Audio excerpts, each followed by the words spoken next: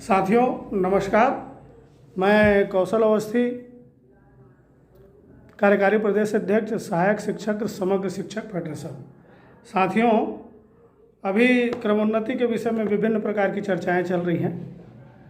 सारे लोगों में होड़ लगा हुआ है क्रमोन्नति का केस लगाने के लिए।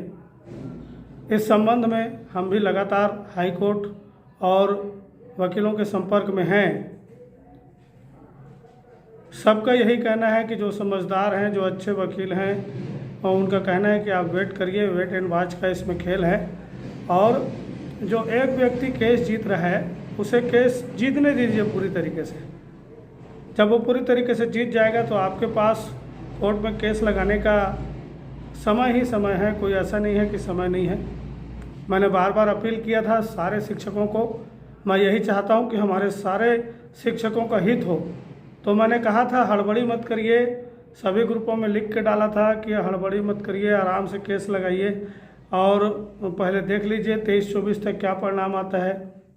लेकिन कुछ शिक्षकों में हड़बड़ी, जल्दबाजी ज़्यादा रहती है और वो लोग कोर्ट चले गए।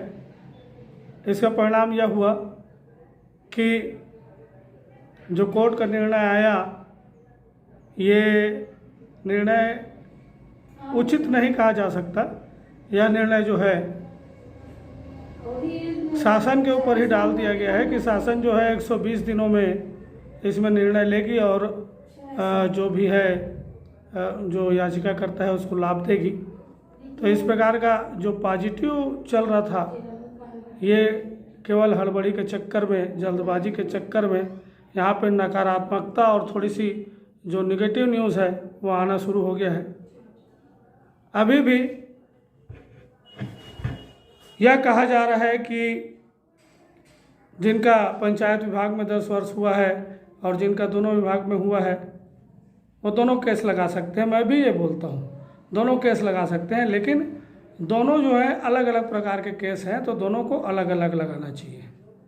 जो जिनका 10 वर्ष हो गया है वो अगर बंच करवा रहे हैं, सबको एक में कर रहे हैं, तो 10 वर्ष का अलग ग्रुप बने और जिनका 10 वर्ष नहीं हुआ है उनका अलग ग्रुप बने।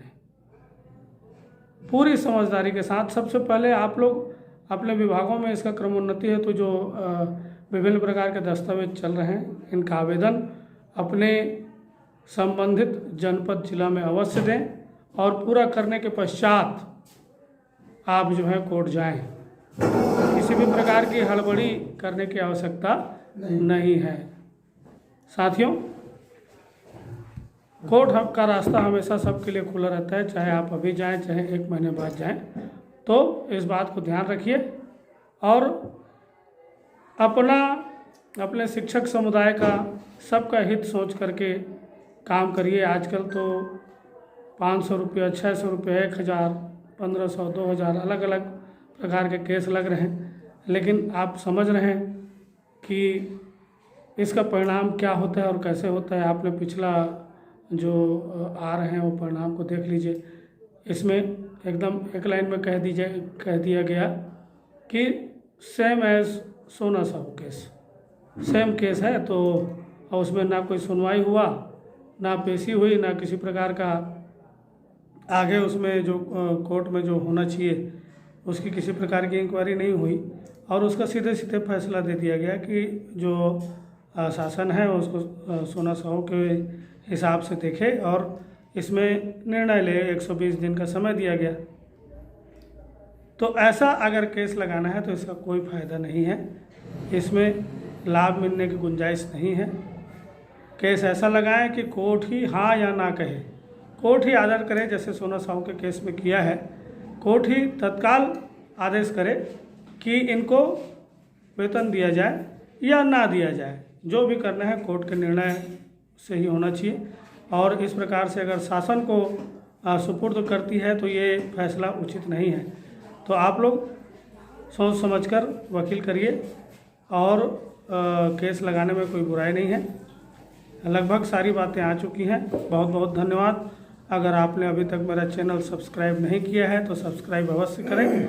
मैं समय समय पर आपको इस प्रकार की जो खबरें हैं शिक्षा विभाग की वो आपको देते रहूँगा, जो आवश्यक है उसको देते रहूँगा।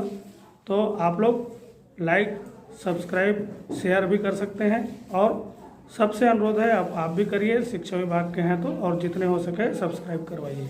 धन्यवाद।